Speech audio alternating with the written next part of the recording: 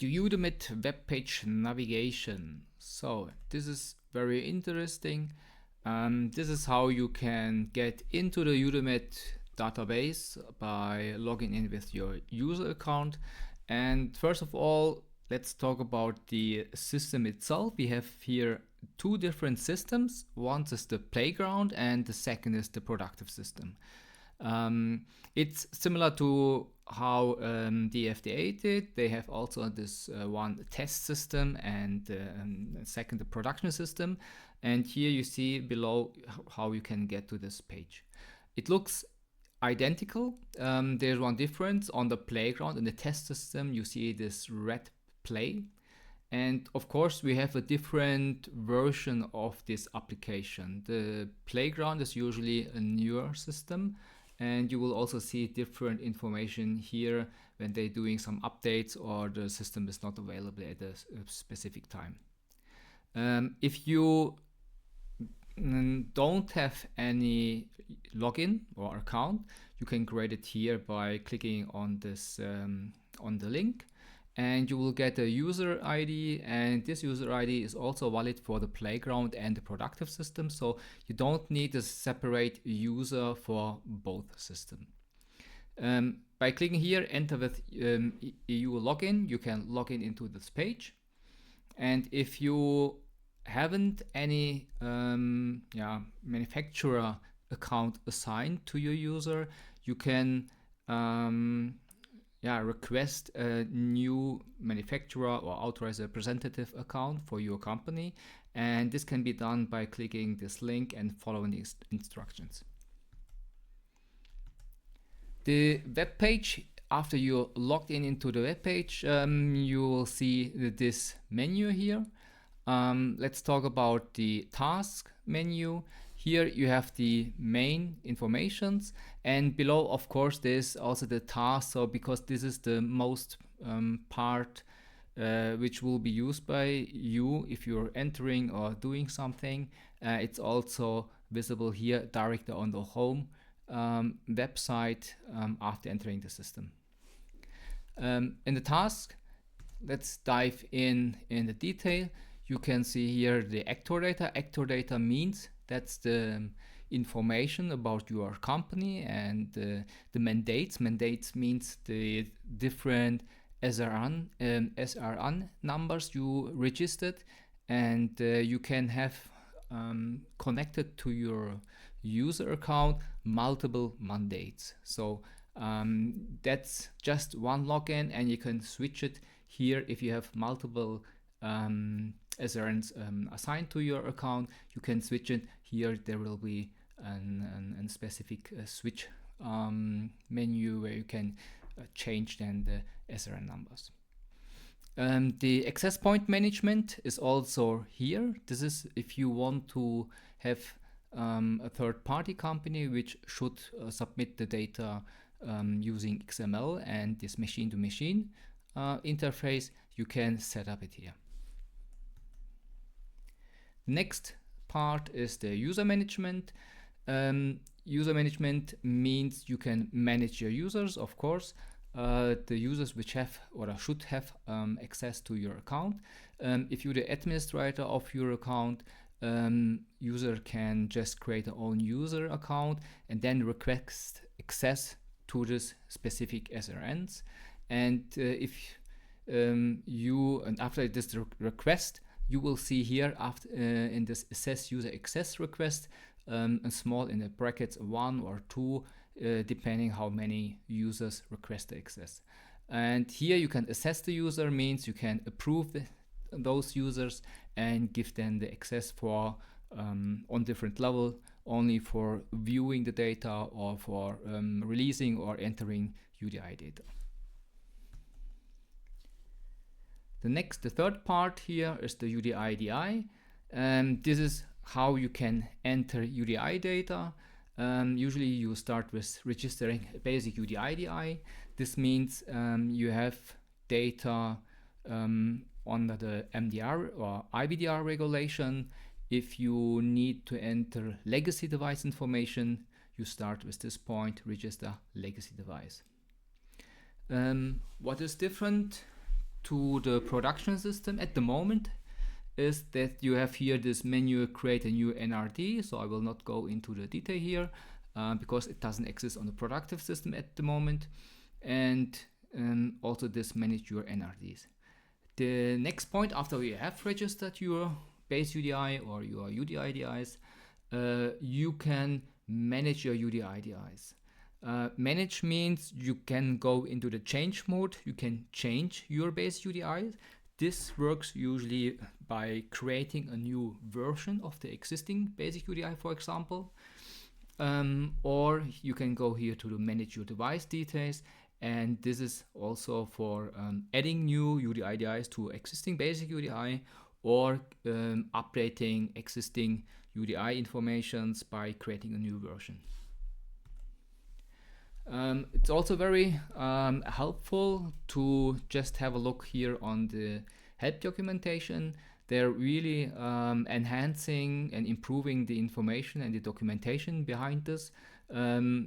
Really go and check it out. There are many questions, FAQs here, which is very helpful, and you can find lots of data, even technical data if you want to create your own XML conversion routine or you want to see some technical details.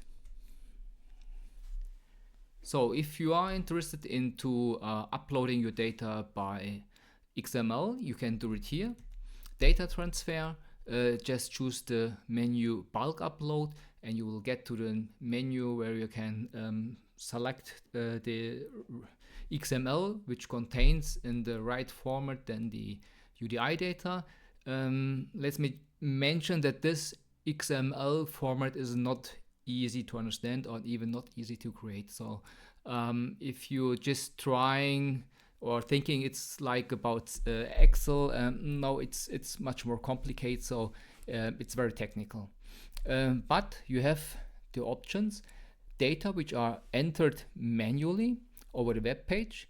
You can download those informations using this bulk download, and this will generate a XML file which is similar to the upload information. It's not exactly the same, but it's very similar. So at least you can see how it's created, and if you have a program or something else, you can try to read this file. Also here we have again help information, the help center, but this is the FAQ what I mentioned before, and here you can also see the release notes, so what is changed or added in the next version or in the future versions. Like I said, here you will see in the user management for if there is open request or assessment for a user which requested access, and usually you will get an email notification if somebody tries to get access. So let's go to the next point, how to register legacy devices. So legacy devices are under the regulation MDD or IVDD or even IMDD. So means those are not falling into the MDR or IVDR regulations, and you usually have no certification on the MDR, of course, for this ones, and those informations can be registered in the EUDAMED. Even it's not mandatory at the moment, but it depends. If you have an incident, it has to be already registered in the EUDAMED database. So here's the information, the detail. We will also send out for all people which are registered by this for this webinar the PDF file which contains all the information, so you can also read this in detail at another time.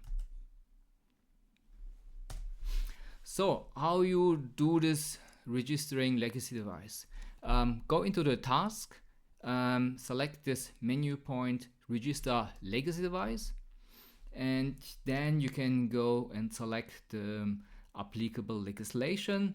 Here in this example we choose this MDD. Of course you have also the other ones, and you can here assign then the UDIDI code.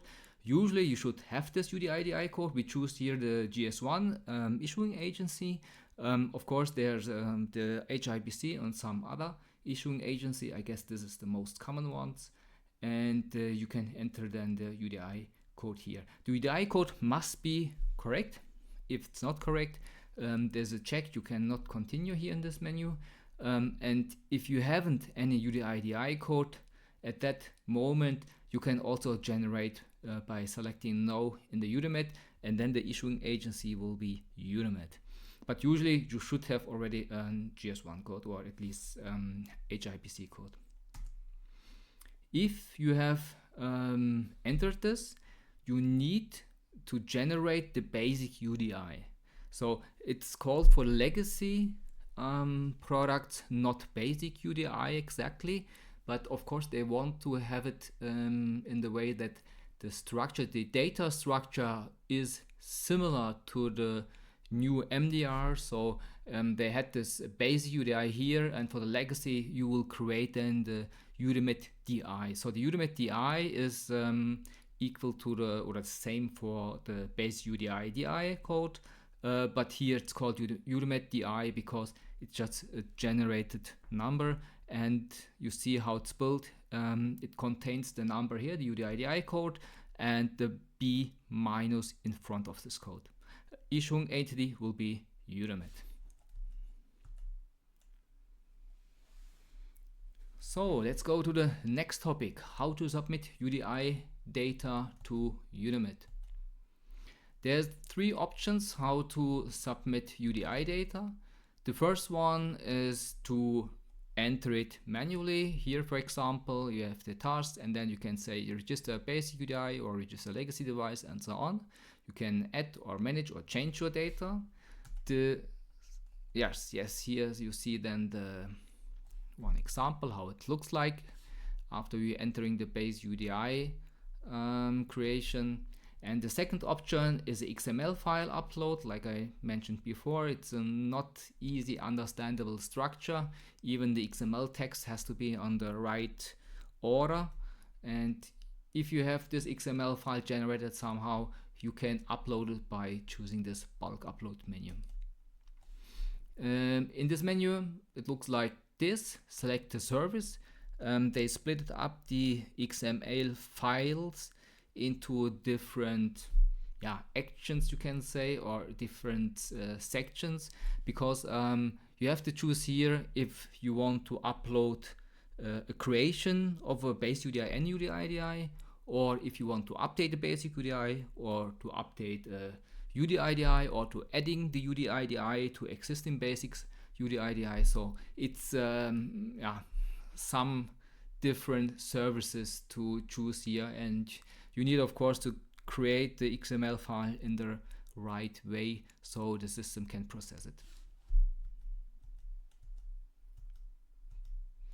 So the third option is a combination from this one. So it means you can use the same XML format, and then you need the system which is available and has an open port and available in the internet, and it uses then the AS4 protocol. It's like a machine email protocol, and this will be sent to the EUDAMED AS4 server.